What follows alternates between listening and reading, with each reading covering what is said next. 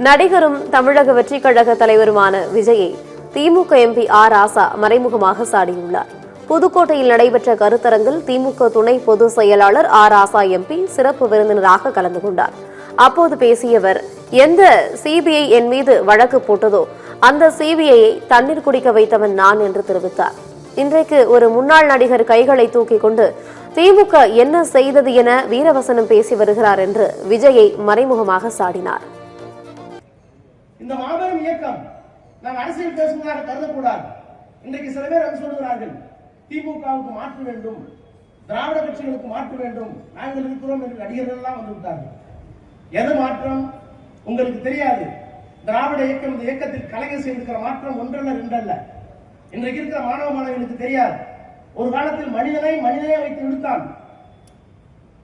Auto rickshaw கிடையாது, அப்புறம் cycle rickshaw வந்துச்சு, இன்னைக்கு டாக்ஸி வந்துருச்சு, இன்னைக்கு ஓலோ வந்துருச்சு. எல்லாம் நம்ம உள்ளங்கையில் இருக்கு. நாங்கள் யாரையாவது படிக்க வேண்டும் என்றால் காரன்மாச படிக்கணும்னா, காந்தியை படிக்கணும்னா, நேரு படிக்கணும்னா, வின்சென்ட் சர்ச்சில் படிக்கணும்னா, பெர்னார்ட் ஷாவை படிக்கணும்னா ஏறி இறங்க 7 வாடி நூலகத்துக்கு புத்தகத்தை தரமாட்டாங்க. இன்றைக்கு உள்ளங்கையில் உங்களுக்கு எல்லாம் வந்து விட்டது. அதே மாதிரி எல்லா வசதியும் வந்துருச்சு போக்குவரத்துல. நான் 8ஆம் வகுப்பு வரை செருப்பு போடாமல் நடந்து போய் படித்தவன்.